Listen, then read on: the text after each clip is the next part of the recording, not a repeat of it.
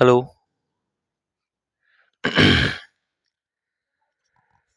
तो हाय and hello everyone, कैसे हो आप लोग? Welcome back again. और आज मैं आपके साथ फिर जुड़ गया हूँ इंडियन पॉलिटी के चैप्टर नंबर 4 के साथ, that is India's external relation. ठीक है। एंड वी विल ट्राई कि इस चैप्टर को भी हम लोग अंडर 40 मिनट्स खत्म कर दें। तो चलिए बिना किसी टाइम को वेस्ट किए हम लोग स्टार्ट करते हैं। And let me remind you, ये फॉर रिवीजन पर्पस है। आप एक बार एनसीईआरटी को गो थ्रू कीजिएगा, काफ़ी चीज़ें आपको उसमें भी देखने को मिलेगी। हाँ, बट मैं मेक श्योर कर सकता हूँ कि आप अच्छे से कनेक्ट कर जाएंगे इस चैप्टर के साथ। आपको मेजरली चैप्टर का मेजर पोर्शन समझ में आ जाएगा इस वीडियो को अटेंड करने के बाद। सबसे पहले स्टार्ट करते हैं इंडिया के एक्सटर्नल रिलेशन से। और एक मैं आपको थोड़ा सा बैकग्राउंड देता हूँ कि आफ्टर द इंडिपेंडेंस इन 1947, जब इंडिया 1947 में इंडिपेंडेंट होती है, तो उसके बाद इंडिया फ्री बन जाती है और एक सोवरेन नेशन। फ्री और सोवरेन का मतलब क्या होता है अगेन? फ्री एंड सोवरेन अगर मैं आपको बताऊं, फ्री का मतलब तो आप समझ रहे हो, we were independent. And sovereign का मतलब ये होता है कि बेटा हमारे ऊपर कोई भी इंटरनल या एक्सटर्नल प्रेशर नहीं था कोई भी फैसले लेने के लिए। हम लोग अपनी मर्जी से अपने डिसीजन ले सकते थे। अच्छा, हम लोगों ने इंटरनल प्रॉब्लम को सॉल्व करने के साथ साथ हम लोगों के सामने उस समय एक मेजर चैलेंज ये भी था कि हमारे रिलेशंस क्या होंगे अदर कंट्रीज के साथ ना, इसको भी हमें देखना था। और इसमें हमारे जो नेहरू जी थे, जो कि हमारे देश के पहले प्राइम मिनिस्टर थे, उनका ये मानना था कि इंडिया की जो फॉरेन पॉलिसी है वो कैसी होनी चाहिए। सबसे पहले वो इंडिया के नेशनल इंटरेस्ट को प्रोटेक्ट करे, और दूसरा पीस एंड सपोर्ट जो है, ठीक है, साथ के साथ फ्रीडम और जस्टिस जो है वो मेंटेन करके चले। अच्छा, अब मैं तुम्हें एक बात बताऊं, इंडिया जब इंडिपेंडेंट हुई थी तब कोल्ड वॉर का टाइम था। और क्योंकि कोल्ड वॉर था तो वर्ल्ड दो कैंप्स में बटा हुआ था, एक यूएसए वाला एक यूएसएसआर वाला। और इंडिया जो थी, इंडिया ना इन दोनों में से किसी भी एक ग्रुप की फॉलोअर नहीं बनना चाहती थी। इंस्टेड इंडिया चाहती थी कि वो इंडिपेंडेंट रहे और अपने खुद के डिसीजंस और खुद के वैल्यूज के ऊपर ध्यान दे। और यही बनती है आपकी foundation of India's external relations. ठीक है। तो अगर कभी इंडिया के एक्सटर्नल रिलेशन में लॉन्ग आंसर वगैरह लिखने को आएगा तो आप ये बैकग्राउंड एक बार एटलीस्ट दे दोगे। तो इंडिया फ्रेंडशिप बिल्ड करती है अदर कंट्रीज के साथ, बट साथ के साथ अपने नेशनल इंटरेस्ट का भी बहुत ज्यादा ध्यान रखती है। थोड़ा सा आगे बढ़ते हैं और पहले मैं आपको बता दूं कि फॉरेन पॉलिसी होता क्या है। अच्छा, चलो मैं आपको अगर फॉरेन पॉलिसी के बारे में बताऊं तो ये बेटा और कुछ नहीं, ये कंट्री की एक तरीके की रूल बुक है। मतलब इसमें नियम कायदे कानून लिखे हुए हैं जो एक कंट्री को गाइड करते हैं कि कैसे वो बाकी की दुनिया के साथ डील करेगी, है ना। अब फॉरेन पॉलिसी का मतलब अगर फिर मैं आपको टेक्निकल लैंग्वेज में बताऊं, इसका मतलब है एक सेट ऑफ प्रिंसिपल्स या रूल्स या ऑब्जेक्टिव, ठीक है, या डिसीजन, जिससे एक कंट्री क्या करती है अपने रिलेशंस को मैनेज करेगी दूसरी कंट्रीज के साथ और अपने नेशनल इंटरेस्ट को प्रोटेक्ट करने की कोशिश करेगी। फॉरेन पॉलिसी के अंदर क्या क्या आता है, ध्यान से देखो। फॉरेन पॉलिसी के अंदर हमारी कंट्री के दूसरी कंट्री से रिलेशन आएंगे, इंटरनेशनल स्पेयर में हम कैसे कॉपरेट कर रहे हैं वो आएगा, हमारे नेशन का नेशनल इंटरेस्ट आएगा, ट्रेड और इकोनॉमी आएगी, और पीस एंड सिक्योरिटी आएगी। ठीक है। चलो फिर से एक बार नोट देख लो, क्या आएगा फॉरेन पॉलिसी के अंदर? नेशन का इंटरेस्ट आएगा, पीस एंड फ्रेंडशिप आएगी, इंडिपेंडेंट डिसीजन आएंगे, कॉपरेशन आएगा। ठीक। एक एट अ ग्लांस में देख लो, इंडिया पीस को प्रमोट करती है, सिक्योरिटी को, डेवलपमेंट को, कॉपरेशन को और प्रेस्टीज को प्रमोट करती है। ठीक है। चलो थोड़ा सा आगे बढ़ते हैं और एक बार मैं आपको बताता हूँ कि इंडिया के फॉरेन पॉलिसी की ऑब्जेक्टिव्स क्या है, प्रिंसिपल क्या है। ये एग्जाम पीओबी से ना बहुत ज़्यादा इंपॉर्टेंट है, इसको एक बार आप स्टार मार्क कर लो। ठीक है। तो इंडिया की जो फॉरेन पॉलिसी है ना बेटा, वो कुछ प्रिंसिपल से गाइड होती है और कुछ ऑब्जेक्टिव से गाइड होती है। सबसे पहला है इंडिया का नेशनल इंटरेस्ट। ठीक है। तो इंडिया की फॉरेन पॉलिसी का जो आपका पहला प्रिंसिपल या पहला ऑब्जेक्टिव है, वो ये है कि कैसे इंडिया की जो सोवर्निटी है, ठीक है, इंडिया के पास जो अपनी डिसीजन लेने की, फैसले की लेने की ताकत है, इंडिया की जो टेरिटोरियल इंटीग्रिटी है, मतलब इंडिया के पास जो उसका ये टेरिटरी है ना, इंडिया के पास जितनी भी ज़मीन है, वो जो एक है, ठीक है, उसको कैसे इंडिया मेंटेन कर सकती है, उसको इंडिया कैसे मैनेज कर सकती है, साथ में इंडिया अपने नेशन को कैसे सिक्योर कर सकती है। तो क्या क्या है इंडिया का नेशनल इंटरेस्ट? सबसे पहले इंडिया की सोवर्निटी को बचा के रखना, इंडिया की टेरिटोरियल इंटीग्रिटी को बचा के रखना और इंडिया की नेशनल सिक्योरिटी को देना। राइट। साथ के साथ अगला जो इंडिया का ऑब्जेक्टिव है वो ये है कि इंडिया चाहता है पीस एंड सिक्योरिटी को प्रोवाइड करना। मतलब इंडिया चाहता है कि वर्ल्ड में पीस रहे और वॉर एंड कॉन्फ्लिक्ट अवॉइड हो सके। तो दूसरा ऑब्जेक्टिव इंडिया का ये है। तीसरा ऑब्जेक्ट इंडिया का ये है कि इंडिया चाहता है वर्ल्ड में कॉपरेशन हो, मतलब इंडिया चाहता है इंटरनेशनल कॉपरेशन हो। तो इंडिया अदर कंट्रीज के साथ कोऑपरेट करके अगर अदर इंटरनेशनल ऑर्गेनाइजेशन के साथ कोऑपरेट करता है ऐसे इश्यूज के ऊपर जिनके ऊपर एक कॉमन कंसर्न हमें देखने को मिलता है। तो ये इंडिया की एक अप्रोच है। और चौथा इंडिया का ऑब्जेक्टिव ये है कि इंडिया चाहता है इकोनॉमिक डेवलपमेंट हो। इंडिया इकोनॉमिक ग्रोथ को प्रमोट करता है ट्रेड के थ्रू, इन्वेस्टमेंट के थ्रू और टेक्नोलॉजी के थ्रू। तो ये याद रखना। अब पांचवा जो आपका निकल के आता है यहाँ पे वो ये है कि इंडिया आपका फ्रीडम और जस्टिस को बहुत ज़्यादा सपोर्ट करता है और प्रमोट करता है। तो इंडिया चाहता है कि जो फ्रीडम स्ट्रगल्स वगैरह है, खास तौर पे कॉलोनिज्म, इंडिया खुद एक कॉलोनी था ना, इंडिया खुद किसी का गुलाम था। इंडिया कॉलोनिज्म के खास तौर पे अगेंस्ट था, रेसिज्म के अगेंस्ट और डिस्क्रिमिनेशन के अगेंस्ट है। ये इंडिया की फॉरेन पॉलिसी का एक बहुत इंपॉर्टेंट पार्ट है। साथ के साथ इंडिया चाहता है कि हर एक कंट्री की जो डिसीजन मेकिंग हो, इवन इंडिया की जो डिसीजन मेकिंग हो, वो इंडिपेंडेंट हो। मतलब इंडिया अपने डिसीजन लेने के लिए इंडिपेंडेंट होना चाहिए, स्वतंत्र होना चाहिए और किसी भी पावर ब्लॉक यानी कि यूएसए, यूएसएसआर जो उस टाइम पे थे ना, या किसी भी मेजर कंट्री के ग्रुप के हिसाब से अपने फैसले ना ले, अपने खुद के फैसले खुद ले। तो ये है इंडिया की 6 फॉरेन पॉलिसी। फिर से एक बार देखते हैं। National interest, peace and security, promotion of international cooperation, economic development, support for freedom and justice and independent decision making. ठीक है, ये आप देख सकते हैं यहाँ पे, राइट। कुछ क्वेश्चंस मैंने साथ के साथ मेंशन किए हैं, एक बार कोशिश करना आप देखने के लिए। अब थोड़ा सा यहाँ पे आ जाओ, हिस्टोरिकल बैकग्राउंड क्या था और नेहरू जी का विजन क्या था। तो नेहरू विजन भी कई बार पूछा जाता है और हिस्टोरिकल बैकग्राउंड इंडिया की फॉरेन पॉलिसी का भी कई बार पूछा जाता है, वो एक बार देखते हैं। तो बेटा जो इंडिया थी ना, इंडिया की अगर मैं आपको एक बात बताऊं तो इंडिया जिस समय पे इंडिपेंडेंट हुई थी उस समय पे वर्ल्ड की सिचुएशन अगर मैं आपको बताऊं तो काफी ज्यादा डिफिकल्ट थी। ठीक है, तो उस समय वर्ल्ड की सिचुएशन काफी ज्यादा डिफिकल्ट थी। ठीक है, क्योंकि उस समय पे वर्ल्ड आपका दो पावर ब्लॉक्स के अंदर बटा हुआ था। दो पावर ब्लॉक आपके कौन से थे? यूएस लेड वेस्ट, मतलब यूएसए का ग्रुप जो कि वेस्ट भी कहा जाता है, और सोवियत लेड मतलब यूएसएसआर का ग्रुप जिसे हम ईस्ट भी कहते हैं। और यहाँ पे काफी सारी न्यूली इंडिपेंडेंट कंट्रीज आपको देखने को मिलती है एशिया अफ्रीका में, राइट। और ये जो न्यूली इंडिपेंडेंट कंट्रीज थी, ये जो नई नई इंडिपेंडेंट कंट्रीज थी, इनके अंदर कॉलोनिज्म मतलब कॉलोनी वाला, ठीक है, कॉलोनी वाली कॉलोनिज्म का मतलब क्या होता है बेसिकली, जब एक कंट्री किसी दूसरी कंट्री को अपने अंडर ले लेती है, उसे अपना गुलाम बनाती है, उसे हम कहते हैं कि उसने उसको कॉलोनी बना लिया, और इस प्रोसेस को हम कहते हैं कॉलोनिज्म। तो अभी भी एशिया और अफ्रीका की कुछ कंट्रीज में कॉलोनिज्म देखने को मिल रहा था। हमें रेसिज्म मतलब नस्ल को लेके भेदभाव देखने को मिल रहा था, इनक्वालिटी देखने को मिल रही थी, ये रियलिटी थी। ठीक है, इन कंट्रीज के ग्रुप को हटा दिया जाए और एशिया अफ्रीका को अगर देखा जाए तो वहां पे ये दिक्कतें ऑलरेडी देखने को मिल रही थी। इसी कॉन्टेक्स्ट में जो नेहरू जी थे, ठीक है, राइट। अच्छा, ये याद रखना, एक और इम्पोर्टेंट फन फैक्ट मैं आपको बता दूं।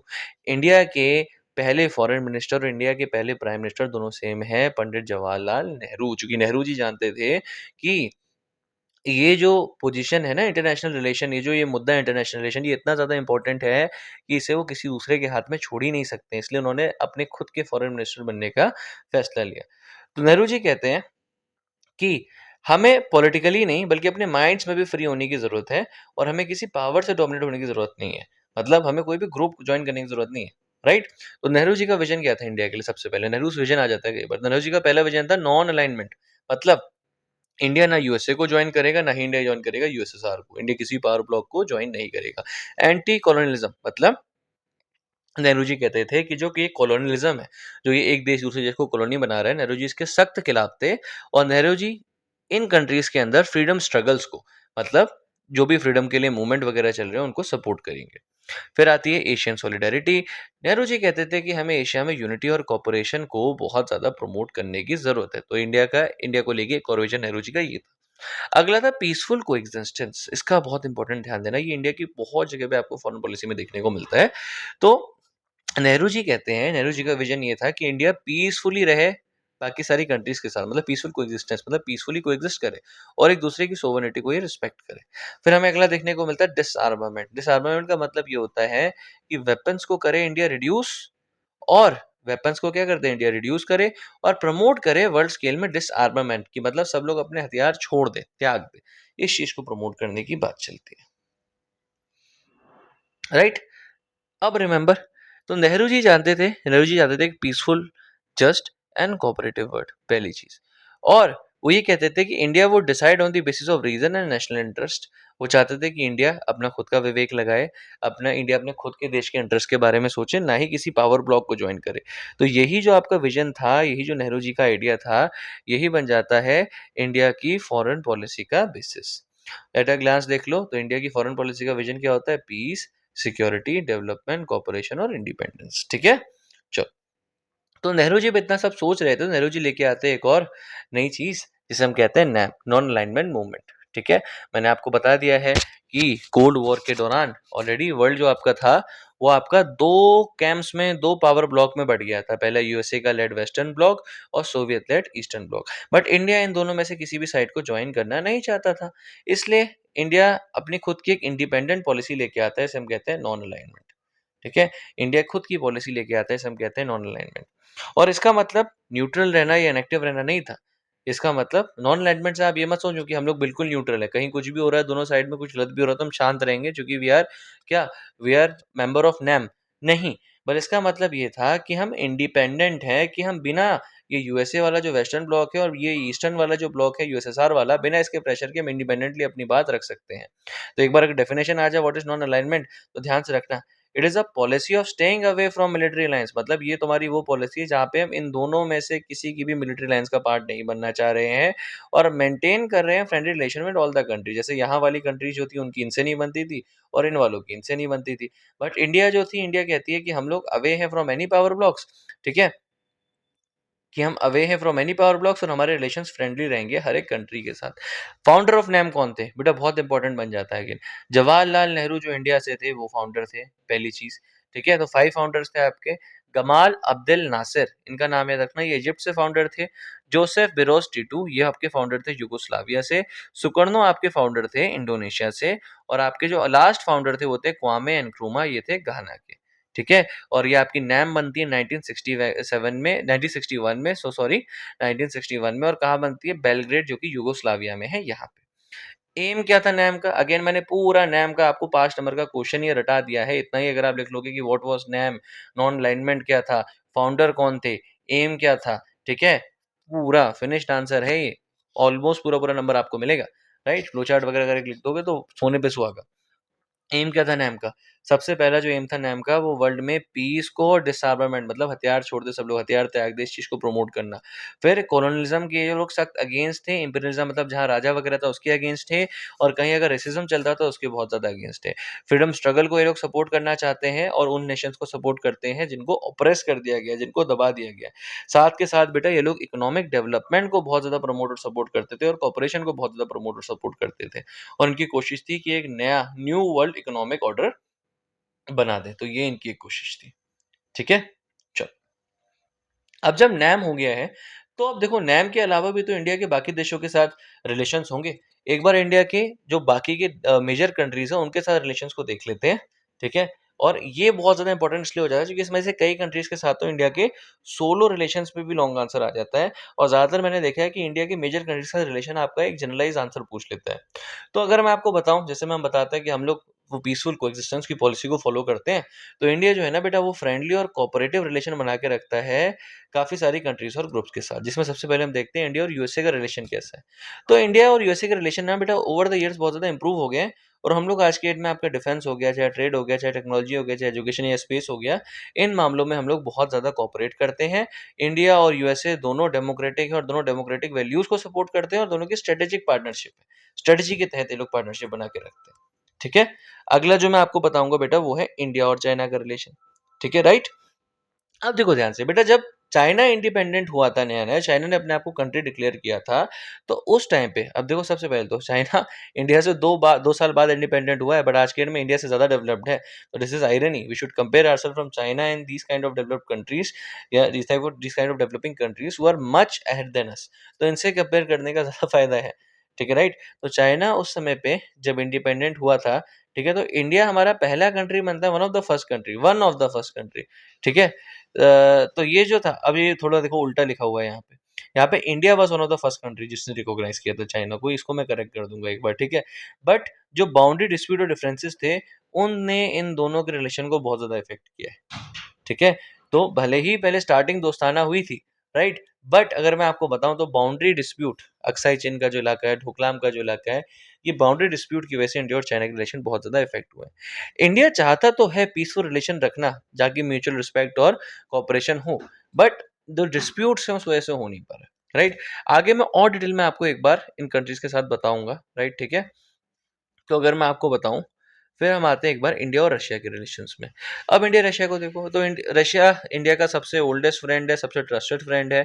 और इंडिया रशिया के साथ, रशिया के लिए तो अगर मैं क्या ही बोलूँ आपको, रशिया के साथ तो ये है कि इंडिया का जो कहते हैं ना बेस्ट फ्रेंड, तो रशिया इंडिया का बेस्ट फ्रेंड है, ठीक है। साथ के साथ कॉपरेशन हमें देखने को मिलता है डिफेंस में, न्यूक्लियर एनर्जी में, स्पेस में और ट्रेड में। रशिया सपोर्ट करता है इंडिया को काफी सारे इंटरनेशनल इश्यूज में, इंक्लूडिंग कश्मीर इशू में भी। अगर मैं आपको बोलूं तो रशिया का सपोर्ट इंडिया को ही रहता है। इंडिया और उसके नेबर्स, अगर मैं बोलूं तो इंडिया अपने नेबर्स के साथ ना एक ग्रुप बनाता है। जैसे आपने देखा होगा नेटो एक ग्रुप है, व्हाट्सो एक ग्रुप था, ईयू एक ग्रुप है, ठीक है। वैसे ही इंडिया का भी एक ग्रुप है उसके नेबर्स के साथ, हम कहते हैं सार्क। और देखो सार्क का मतलब होता है south Asian association for regional cooperation. ये बनता है 1985 में। अगेन बहुत इंपॉर्टेंट है यहाँ के पर्सपेक्टिव से भी, और अगर मैं आपको बताऊं तो इंटरनेशनल में भी, ठीक है। तो इंडिया हमेशा नेबरहुड फर्स्ट, मतलब नेबरहुड को प्रायोरिटी देने की पॉलिसी में यकीन रखता है। इंडिया का एम ये है सार्क के जरिए, ताकि वो कॉपरेशन को प्रमोट कर सके। Trade, health, education, culture, poverty, इन मामलों में लोग आपस में प्रमोट कर कोऑपरेट कर सके, ठीक है। चलो, फिर भी आप देख लो तो इंडिया की फॉरेन पॉलिसी के बारे में जब भी आएगा, देखो ये जनरलाइज नो का आंसर है, डिटेल वाला नहीं है जो एक एक कंट्री के साथ पूछता है। अगर जनरलाइज आएगा आपका तो आप नैम के बारे में लिखोगे, मेजर कंट्रीज के बारे में लिखोगे, इंडिया के नेबर्स के बारे में लिखोगे, ठीक है। पीस एंड जस्टिस के बारे में और डेवलपमेंट के बारे में लिखोगे। ये तीन तो आप मेन लिखोगे जो मैंने अभी आपको बता दिए, राइट। चलिए, थोड़ा सा अब आगे बढ़ते हैं। और अगर मैं आपको बताऊं, अब मैं आपको बताता हूं कि इंडिया इंटरनेशनल ऑर्गेनाइजेशन के साथ इंडिया का क्या लेना देना है, ठीक है। देखो सबसे पहले इंडियन इंटरनेशनल ऑर्गेनाइजेशन, मतलब इंडिया इंटरनेशनल ऑर्गेनाइजेशन मिलकर कैसे काम कर रहा है। देखो India is an active member of many international organisation and believes in multilateralism, ठीक, राइट। इंडिया बहुत सारी ऑर्गेनाइजेशन का पार्ट है और इंडिया इस मल्टीलेटरलिज्म की आइडियोलॉजी पर भरोसा रखता है। मतलब इंडिया काफी सारी कंट्रीज के साथ, मल्टीलेटरलिज्म का मतलब क्या होता है, working together with all the countries to solve global problems. मतलब इंडिया इस आइडियोलॉजी पर भरोसा रखता है कि अगर सारी कंट्रीज एक साथ मिलकर काम करेंगी तो वो ग्लोबल प्रॉब्लम्स को सॉल्व कर सकती है। इंडिया किस लिए सपोर्ट करता है इस मल्टीलेटरलिज्म को, अच्छा ध्यान से देखो। सबसे पहले अगर मल्टीलेटरलिज्म रहेगा तो इंडिया के अकॉर्डिंग पीस एंड सिक्योरिटी आएगी। अगला जो होगा बेटा वो ये होगा कि इकोनॉमिक डेवलपमेंट हमें देखने को मिलेगा, हमें ह्यूमन राइट का प्रोटेक्शन देखने को मिलेगा। साथ के साथ हम साथ में काफी सारे चैलेंजेस से डील कर सकते हैं। और अगर सारी कंट्रीज एक साथ रहेंगी तो जो डेवलपिंग कंट्रीज है ना उनको एक वॉइस मिलेगी, है ना, उनको एक आवाज मिलेगी, राइट। इंटरनेशनल ऑर्गेनाइजेशन जिनका इंडिया पार्ट है, यूएन का पार्ट है इंडिया, यूनाइटेड नेशन का, राइट। फिर इंडिया तुम्हारा डब्ल्यूटीओ का पार्ट है, इंडिया तुम्हारा वर्ल्ड हेल्थ ऑर्गेनाइजेशन का पार्ट है, इंटरनेशनल मॉनेटरी फंड का पार्ट है, वर्ल्ड बैंक का पार्ट है और G20 का पार्ट है। और G20 की जो मैं अगर आपको बोलूं, इंडिया जब प्रेसिडेंट बना था 2023 में, तो इंडिया में ही मीटिंग हुई थी G20 की, राइट। चलो, फिर इंडिया का एक बार कई बार क्वेश्चन आता है कि what is India stand, India का क्या स्टैंड है, इंडिया क्या बोलता है ग्लोबल इश्यूज के ऊपर। तो अगर मैं आपको बताऊं, इंडिया ने हमेशा ही एक क्लियर और एक प्रिंसिपल स्टैंड लिया है जो जरूरी ग्लोबल इशू के मुद्दे हैं उनके ऊपर। सबसे पहले डिसआर्मामेंट को लेके बात करते हैं। डिसआर्मामेंट का मतलब होता है हथियारों का त्यागना, है ना। वर्ल्ड स्केल में अगर मैं आपको बोलूं, जिसके पास हथियार ज्यादा होंगे या अगर सारी कंट्रीज ज्यादा हथियार रखेंगे तो एक खतरा ही है ना एक तरीके से। कभी भी अगर हथियार है तो there is always a risk of life and property, right. तो इंडिया हमेशा ही सपोर्ट करता आया है कंप्लीट और very favourable disarmament, specially nuclear disarmament. मतलब इंडिया हमेशा ही डिसआर्मामेंट को सपोर्ट करता आया है। साथ के साथ इंडिया कहता है कि वेरी फेवरेबल हो, मतलब वेरीफाई करके डिसआर्मामेंट हो ना, कि सामने वाले को पता लगे कि क्या आप डिसआर्मामेंट कर रहे हो। खास तौर पे न्यूक्लियर डिसआर्मामेंट के इंडिया पुरजोर पक्ष में है ना, पुरजोर सपोर्ट सपोर्ट में है। मतलब पूरे तरीके से चाहता है कि न्यूक्लियर डिसआर्मामेंट हो। ह्यूमन राइट्स की अगर मैं आपको बात करूं तो इंडिया ह्यूमन राइट्स के प्रोटेक्शन को बहुत ज्यादा सपोर्ट करता है। एनवायरनमेंट की अगर मैं आपको बात बताऊं तो इंडिया सस्टेनेबल डेवलपमेंट जो आपका है, ठीक है, sustainable development you all know, that is ऐसा डेवलपमेंट जिसमें आप फ्यूचर जनरेशन की नीड्स का भी ध्यान रखते हो, राइट। और क्लाइमेट चेंज पे एक्शन लेने में भी इंडिया नंबर एक रहता है। एक जो प्रॉब्लम इंडिया फेस करता है और जिसमें इंडिया बढ़ चढ़ के स्टैंड भी लेता है वर्ल्ड ऑर्डर में, वो है टेररिज्म। तो इंडिया टेररिज्म का पुरजोर खंडन करता है, कंडेम करता है। टेररिज्म की हर फॉर्म को इंडिया उसके अगेंस्ट में है। और फिर वेस्ट एशिया में जो इशू चल रहे हैं, राइट, फॉर एग्जाम्पल फिलिस्तीन वगैरह का जो इशू चल रहा है, तो इंडिया चाहता है उसमें कि शांति और अमन आ जाए, ठीक है। तो इंडिया की जो अप्रोच है वो देख लो फिर से, peace, security, justice, development and cooperation, ठीक है। पीस कैसे करता है, तुम्हारा डायलॉग को प्रमोट करता है, वॉर को नहीं। सिक्योरिटी कैसे करता है, कॉपरेशन, है ना? सिक्योरिटी कैसे करेगा? इंडिया कहता है वर्ल्ड स्केल में कोऑपरेशन होना चाहिए। जस्टिस कैसे प्रमोट करता है? इक्वालिटी और ह्यूमन राइट जैसे मामलों को सपोर्ट करके। डेवलपमेंट कैसे प्रमोट करता है? डेवलपिंग नेशन जो है ना, उनको कोऑपरेट करके, उनको सपोर्ट। कोऑपरेशन कैसे प्रूव करता है? वो ये कहता है कि ग्लोबल चैलेंजेस में, ग्लोबल जितने भी चैलेंजेस वगैरह है, उसमें सारे कंट्रीज मिल के हाथ बटाएं। ठीक है, राइट? फिर से एट अ ग्लांस देख लो, इंडिया डिसआर्मामेंट के फेवर में, ह्यूमन राइट्स के फेवर में, एनवायरनमेंट के फेवर में, टेररिज्म के अगेंस्ट है, और वेस्ट एशिया में शांति आ जाए इसके फेवर।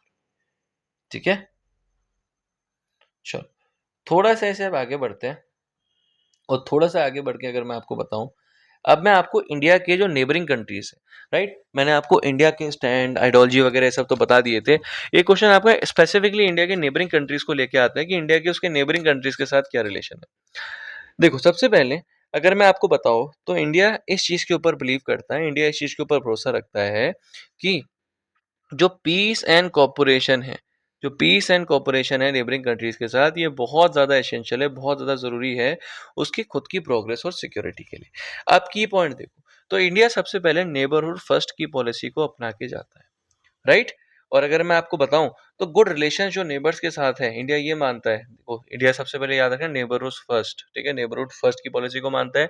और इंडिया ये मानता है कि अगर नेबर्स के साथ इंडिया अच्छे रिलेशन रखेगा तो स्टेबिलिटी देखने को मिलेगी, ट्रेड में भी इंडिया और उनके बीच में कनेक्टिविटी देखने को मिलेगी, और डेवलपमेंट देखने को मिलेगा। कई बार इंडिया कोशिश करता है कि जो भी आपके डिस्प्यूट्स वगैरह रीजन्स में देखने को मिल रहे हैं, उनको डायलॉग्स के थ्रू, उनको बातचीत के थ्रू, उनको डिप्लोमेसी के थ्रू सॉल्व करे। कई डिफरेंसेस अगर मैं बोलूं, कई डिफरेंसेस देखने को मिलते हैं इंडिया और इंडिया के नेबरिंग कंट्रीज के बीच में, बट इंडिया हमेशा ही पीसफुल सॉल्यूशन निकालने की कोशिश करता है। सबसे पहले इंडिया के नेबर्स की बात कर ले, जिसके बारे में हम देखेंगे इस चैप्टर में, ठीक है। इंडिया का एक नेबर है आपका नेपाल, यहाँ चाइना, पाकिस्तान, मालदीव, श्रीलंका, म्यांमार, बांग्लादेश और भूटान। ये सारे नेबर मैंने मैप के अकॉर्डिंग ही लगाए हैं, एक बार देख लेना ये, है ना। अगर by chance just in case map में मार्क करने को आते हैं तो यू मस्ट बी अवेयर, कहीं ऐसा ना हो आप भूटान को श्रीलंका में लगाओ, चाइना को म्यांमार में लगाओ, क्योंकि मैंने कई बार ये जब बच्चों की नोटबुक वगैरह चेक किए तो अक्सर देखा है। ठीक है, अब देखो कंट्री वाइज मैं आपको थोड़ी हाईलाइट देता हूँ, फिर एक बार इन डिटेल में भी बताऊंगा।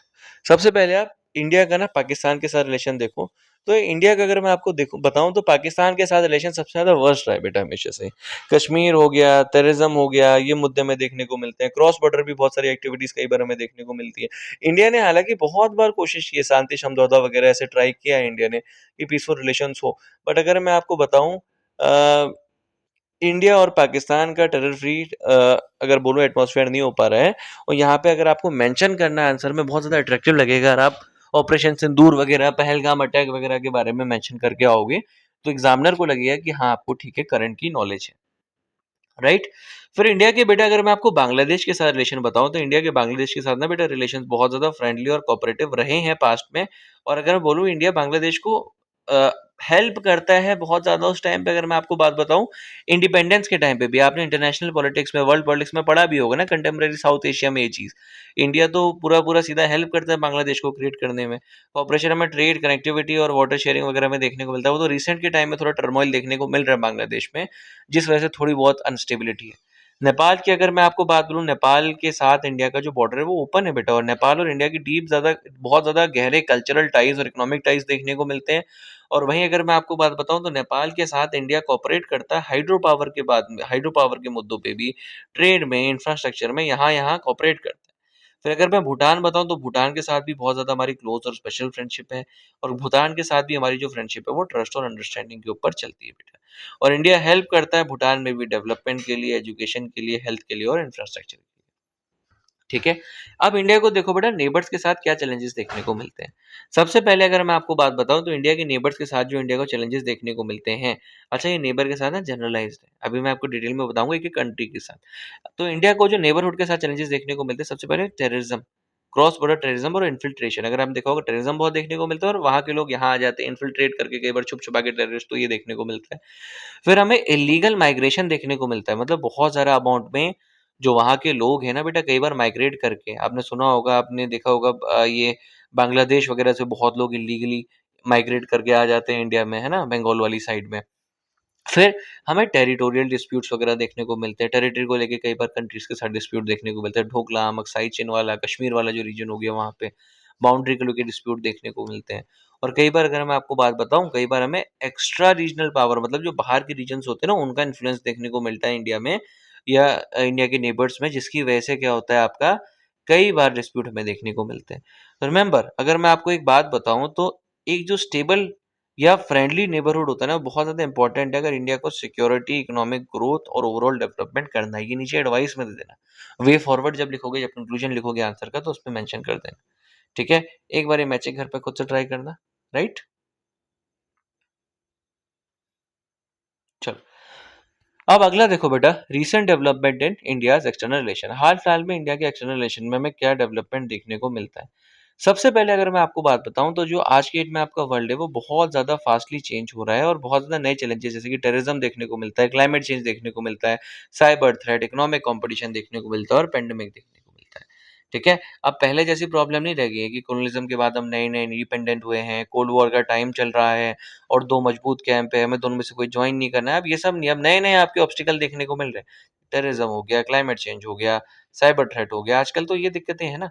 तो ये मैं आपको रिसेंट डेवलपमेंट बता रहा हूँ कि क्या चेंजेस देखने को मिल रहे हैं, what changes has Indian foreign policy underwent in recent times, ऐसे करके अगर क्वेश्चन आ जाता है तो आपको ये लिखना है। ठीक है? अगर मैं आपको बताऊँ बेटा, तो इंडिया की जो फॉरेन पॉलिसी है ना, बहुत ज़्यादा डायनेमिक है। डायनेमिक का मतलब चेंज होती रहती है और जो आपकी नई रियलिटीज़ है, जो नई-नई चीज़ें आपको देखने को मिलती है ना? उसके अकॉर्डिंग इंडिया की फॉरेन पॉलिसी बदलती रहती है और जो इंडिया के ऊपर वैल्यूज़ है ना फॉरेन पॉलिसी की, इंडिया अपनी वैल्यूज़ को पकड़ के रखती है। जो पीस था, कोएग्जिस्टेंस था, नॉन एग्रेशन था यहाँ पे, है ना? वो जो आपने वैल्यूज़ ऊपर पढ़ी थी, वो सारी वैल्यूज़ को ऊपर इंडिया पकड़ के रखती है। 21st सेंचुरी में इंडिया बहुत ज़्यादा एक्टिव रोल और बहुत ज़्यादा रिस्पॉन्सिबल रोल निभाते हुए हमें नज़र आती है ग्लोबल अफेयर्स में। इंडिया फोकस कर रही है इकोनॉमिक डिप्लोमेसी में, मतलब इकोनॉमी के ज़रिए डिप्लोमेसी करने की कोशिश कर रही है, पार्टनरशिप बनाने की कोशिश कर रही है, टेक्नोलॉजी पे फोकस करने की कोशिश कर रही है, क्लाइमेट एक्शन पे फोकस करती है और ग्लोबल गवर्नेंस पे फोकस करती है। राइट? तो ये याद रखना। एग्ज़ाम्पल भी आपसे आपके साथ मेंशन कर लेना हर एक चीज़ के। फॉर एग्ज़ाम्पल इंडिया प्रेज़िडेंट बनता है G20 का 2023 में। इंटरनेशनल सोलर अलायंस जो था ना बेटा, वो इंडिया में ही लॉन्च हुआ था।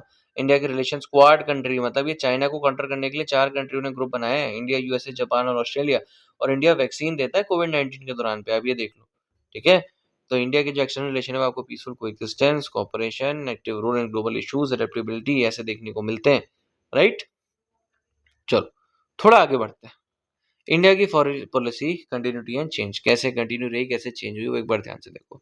तो इंडिया की जो फॉरेन पॉलिसी है बेटा, वो अपने कोर जो प्रिंसिपल्स है उनको पकड़ के रखती है, बट इसने टाइम के साथ इवॉल्व भी किया है, जो कि ग्लोबल जो सर्कमस्टांसेस है, जो ग्लोबल चीज़ें हैं वो चेंज हो रही है। सबसे पहले हम देखते हैं कि इंडिया की फॉरेन पॉलिसी में सेम क्या रहा। तो अगर मैं आपको बताऊं, पीस और नॉन वायलेंस, शांति और नॉन वायलेंस जो इंडिया की फॉरेन पॉलिसी का एक इंपॉर्टेंट पार्ट था, वो अभी भी सेम का सेम है। साथ के साथ इंडिया की फॉरेन पॉलिसी में अभी भी आपको इंडिपेंडेंस और सोवरेनिटी के लिए सपोर्ट देखने को मिलता है और इंडिया अभी भी बिलीव करती है नॉन अलाइनमेंट में और साथ के साथ स्ट्रेटेजिक ऑटोनॉमी के ऊपर। राइट? फिर इंडिया अभी भी फोकस करती है आपकी ग्लोबल कोऑपरेशन और डेवलपमेंट के ऊपर। ठीक है? अब देखो, सबसे पहले चेंज अगर मैं आपको बताऊं, व्हाट इज इवॉल्व, क्या क्या बदल गया है, तो अगर मैं आपको बताऊं तो इंडिया में आज की डेट में नॉन अलाइनमेंट से मल्टी अलाइनमेंट देखने को मिलता है। जैसे पहले आपको मैंने क्या बताया था कि इंडिया कहीं भी अलाइन नहीं थी, किसी भी ग्रुप का पार्ट नहीं थी, बट आज की डेट में इंडिया एक से ज्यादा ग्रुप का पार्ट है। ठीक है? क्योंकि कोल्ड वॉर का टाइम खत्म हो चुका है। फिर इंडिया पहले जो प्रोटेक्शनिज्म की पॉलिसी को फॉलो करती थी, इंडिया जो अपने मार्केट को बंद करके रखा था, इंडिया जो अपने मार्केट को प्रोटेक्ट करके रखा था, बाहर के लोगों को अलाउ नहीं करती थी, बाहर ट्रेड वगैरह नहीं करनी थी, आज लिबरलाइजेशन और ग्लोबल ट्रेड देखने को मिलता है। India is open up now. India का अब रीजनल फोकस नहीं है, इंडिया का फोकस अपने ही रीजन में, एशिया वाले रीजन में नहीं है, बल्कि अब इंडिया का ग्लोबल फोकस है बेटा। ठीक है? साथ के साथ जो इंडिया है बेटा, अब क्या करती है आपका, इकोनॉमिक डिप्लोमेसी को बहुत ज़्यादा यूज़ करती है। जो पैसा है ना, पैसे की डिप्लोमेसी को बहुत ज़्यादा यूज़ करती है और इंडिया सॉफ्ट पावर बनने की कोशिश कर रही है। तो आप देख लो, एक बार कंपेयर बताऊं देन और नाउ के बीच में। उस समय पे इंडिया नॉन अलाइनमेंट, पीस और सेल्फ रिलायंस पे फोकस करती थी, बट आज India multi alignment, development, globalisation और स्ट्रेटेजिक पार्टनरशिप के ऊपर फोकस करती है। हालांकि कोर वैल्यू सेम है, पर अप्रोच और मेथड जो है वो इवॉल्व हो गए हैं। ठीक है? तो एक बार ये जो मैं आपको एक्सरसाइज दे रहा हूँ, ये देखो और खुद से ट्राई करो और मुझे कमेंट में आंसर बताना है ना, तो मुझे पता लगेगा कि आप लोग कितना एक्टिवली पढ़ रहे हो। चलो, एक तो आपका बहुत इंपॉर्टेंट, मोस्ट इंपॉर्टेंट क्वेश्चन और आ जाता है कई बार आपसे पूछा जाता है कि इंडिया को क्या चैलेंजेस फेस करने पड़ते हैं आज की डेट में एक्सटर्नल रिलेशंस में, तो ये ध्यान से देखना। इंडिया को ना बेटा कुछ चैलेंजेस फेस करने पड़ते हैं आज की डेट में एक्सटर्नल रिलेशंस में, और क्या-क्या है? सबसे पहला आपका सिक्योरिटी चैलेंज है। सिक्योरिटी चैलेंज मतलब इंडिया की जो सिक्योरिटी है, उस पे आपको एक चैलेंज देखने को मिलता है। फॉर एग्जांपल कैसे? आपको टेररिज्म का एक चैलेंज देखने को मिलेगा, क्रॉस बॉर्डर इन्फिल्ट्रेशन, कई बार कई लोग बॉर्डर पार करके आ जाते हैं चुपचाप, ठीक है? न्यूक्लियर थ्रेट आपको देखने को मिलता है इंडिया में आज की डेट में। और नेबरहुड के साथ तो इंडिया के बहुत सारे कॉन्फ्लिक्ट हैं, ये बात कोई भी पुरानी नहीं है। फिर इकोनॉमी को लेके आपको इंडिया की फॉरेन पॉलिसी में आज की डेट में चेंजेस मतलब चैलेंजेस देखने को मिलते हैं। सबसे पहले ग्लोबल रिसेशन, मतलब कहीं की इकोनॉमी अगर मंदी होती है, क्योंकि आज की डेट में अगर मैं आपको बताऊँ ग्लोबलाइज़्ड वर्ल्ड है, इंटरकनेक्टेड वर्ल्ड है, तो किसी एक कंट्री में अगर रिसेशन आता है, इकोनॉमी गिरती है, तो इंडिया में भी उसका इफ़ेक्ट देखने को मिलेगा। ट्रेड में कई बार हमें कंट्रीज़ के बीच में वॉर देखने को मिलती है, जो इफ़ेक्ट करती है। एनर्जी के हमें कई बार क्राइसिस देखने को मिलते हैं, जो इफ़ेक्ट करता है। कई बार किसी कमोडिटी का प्राइस अगर कहीं बढ़ रहा है या कम हो रहा है, जैसे आपने रिसेंट में देखा होगा मोबाइल फ़ोन्स के प्राइस बहुत ज़्यादा बढ़ गए हैं, क्योंकि ग्लोबल चिप की जो है ना वो शॉर्टेज हो गई है। तो उसका असर आपको इंडिया में भी देखने को मिल रहा है। इंडिया में भी जो 2025-2024 मोबाइल फ़ोन के प्राइसेज़ थे, उससे बहुत-बहुत ज़्यादा हो गए, राइट? तो अगर कोई भी कमोडिटी का प्राइस वर्ल्ड स्केल में बढ़ जाता है, तो उसका इफ़ेक्ट आपको इंडिया में भी देखने को मिलेगा। अब जो अगला आपका बेटा ये है, आपको ये देखना है यहाँ पे कि ग्लोबल पावर पॉलिटिक्स भी इंडिया के सामने एक चैलेंज है। क्योंकि मेजर जो पावर्स है आज की डेट में वो कम्पीट कर रही है एक-दूसरे के सामने, ठीक है? चाइना यूएसए के साथ कम्पीट कर रही है। वहाँ अगर मैं आपको बोलूँ तो कोई एक कंट्री किसी एक कंट्री के साथ कम्पीट कर रही होगी, जिससे आपको अगर मैं बोलूँ तो यहाँ पे ग्लोबल पॉलिटिक्स बहुत ज़्यादा कॉम्प्लेक्स हो गई है आज की डेट में और अनसर्टेन हो गई है। फिर अगर मैं आपको बताऊँ तो हम थोड़ा बहुत देखते हैं इंडिया की एक्सटर्नल रिलेशन के सामने जो और चैलेंज आता है, वो है क्लाइमेट चेंज। ये भी अगेन बहुत इंपॉर्टेंट है। मतलब एनवायरनमेंट को बहुत ज़्यादा थ्रेट पहुँच गया, एग्रीकल्चर को बहुत ज़्यादा थ्रेट पहुँच गया, पानी वगैरह के रिसोर्सेज़ बहुत ज़्यादा कम हो गए। तो ये भी is one of the challenges. और एक और जो चैलेंज अभी हाल-फिलहाल में निकल के आया है कोविड-19 के बाद से, वो था आपका पैंडेमिक और हेल्थ क्राइसिस। कोविड-19 ने बताया कि हेल्थ भी जो है ना, वो कैसे इकोनॉमी को खराब कर सकती है। तो ये भी एक चैलेंज है आपका इंडिया की फॉरेन पॉलिसी के सामने। अब इंडिया कैसे इन चैलेंजेस को एड्रेस कर सकता है? तो ये देख लो ध्यान से, ये भी इसका आंसर भी लिख लो कई बार चैलेंजेस के साथ-साथ आंसर भी पूछता है। सबसे पहले अपने डिफेंस और बॉर्डर मैनेजमेंट को इंडिया स्ट्रेंथन कर सकता है। साथ के साथ अपना जो ट्रेड पार्टनर है, ट्रेड को डाइवर्सिफ़ाई, ट्रेड को मतलब अलग-अलग जगह पे फैला सकता है। एनर्जी रिसोर्सेज़ को बहुत ज़्यादा डाइवर्सिफ़ाई, एनर्जी नए-नए रिसोर्सेज़ ढूँढ सकता है। अगला क्या कर सकता है बेटा, ग्लोबल फोरम्स में एंगेज हो सकता है। पूरे ऑल ओवर द ग्लोब क्या कर सकता है, जहाँ-जहाँ प्लेटफ़ॉर्म मिल रहे हैं इंडिया उसपे एंगेज रहे, पार्टनरशिप बनाए नई-नई। साथ के साथ इंडिया क्लाइमेट चेंज वगैरह के ऊपर, सस्टेनेबल डेवलपमेंट के ऊपर काफ़ी सारे इनिशिएटिव्स में पार्ट ले। इंडिया ग्लोबल हेल्थ को प्रमोट करे, कोऑपरेशन को प्रमोट करे, शेयर करे वैक्सीन्स को, मेडिसिन्स को, तो ये एक चीज़ इंडिया कर सकता है, ठीक है? तो ध्यान से देख लो इंडिया के चैलेंजेस है कौन-कौन से, security, economic, global politics, climate change और हेल्थ सिक्योरिटी, और उसका सॉल्यूशन भी मैंने यहाँ पे आपको बता दिया है। याद रखना ये चैलेंजेस रियल तो हैं, बट इंडिया की जो डिप्लोमेसी है, इंडिया की जो रेज़िलियंस है, इंडिया की जो प्रोएक्टिव अप्रोच है, वो हेल्प कर रही है इंडिया को कि वो इन चैलेंजेस को अपॉर्चुनिटीज़ के ऊपर कन्वर्ट कर रही है। ठीक है?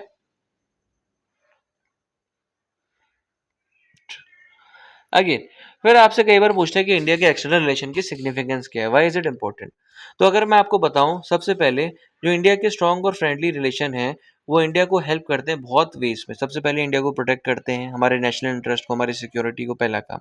हमारे वहाँ पे पीस को, स्टेबिलिटी को और प्रॉस्पेरिटी को प्रमोट करते हैं। साथ के साथ हमारी इकोनॉमिक ग्रोथ में बहुत ज़्यादा हेल्प करते हैं, ट्रेड के ज़रिए, इन्वेस्टमेंट के ज़रिए, टेक्नोलॉजी के ज़रिए, और हमारे लिए डोर्स खोल देते हैं नई-नई अपॉर्चुनिटीज़ के, एजुकेशन के, हेल्थ के, साइंस के और कल्चर के।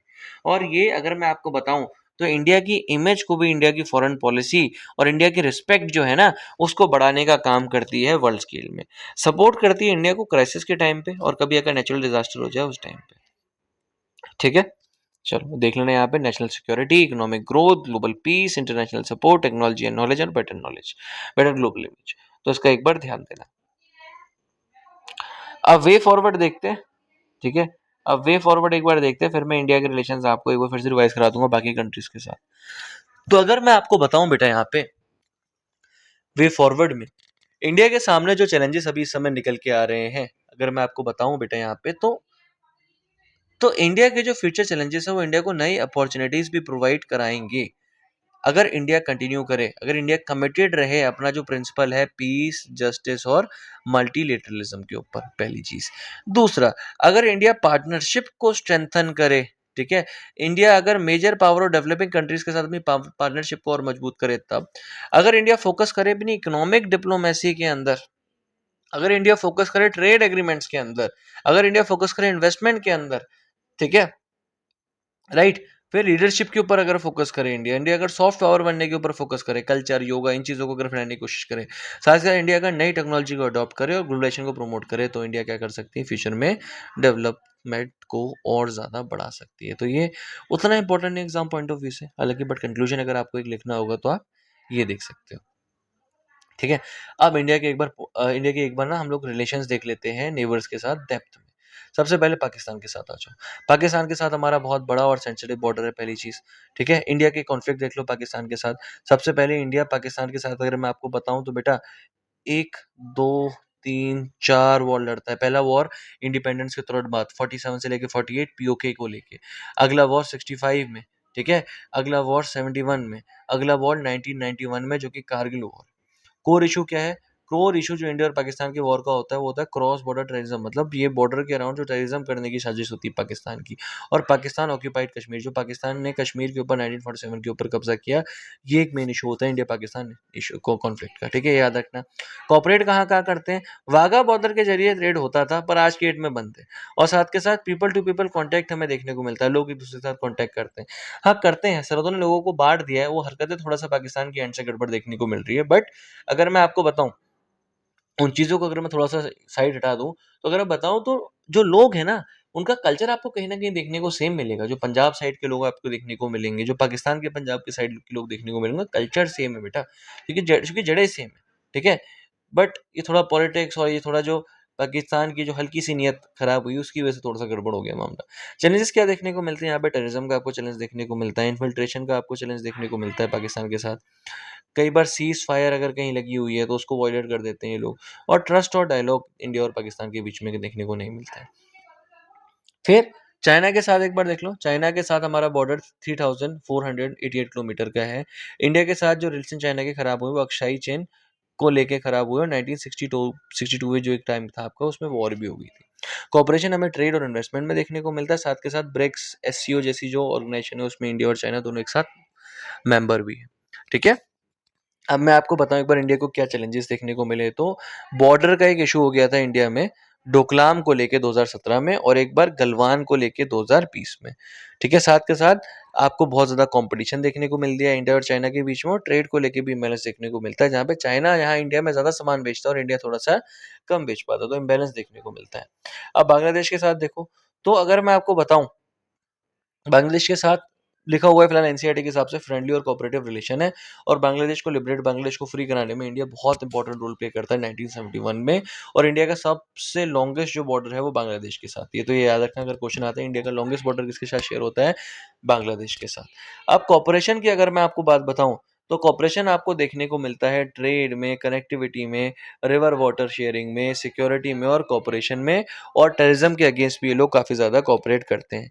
अब चैलेंजेस आपको क्या देखने को मिलते हैं? आपको चैलेंजेस देखने को मिलते हैं इलीगल माइग्रेशन, मतलब बांग्लादेश से काफ़ी लोग माइग्रेट करके आते हैं यहाँ पे, आपको बॉर्डर में काफ़ी ज़्यादा किलिंग्स देखने को मिलती है, आपको पानी की शेयरिंग देखने को मिलती है, तीस्ता रिवर के बीच में, गंगा रिवर के बीच में, इंडिया और बांग्लादेश में, तो ये चीज़ें आपको देखने को मिलती है, ठीक है। अब जस्ट गिव मी 30 सेकंड्स, मैं 1 सेकंड में आया।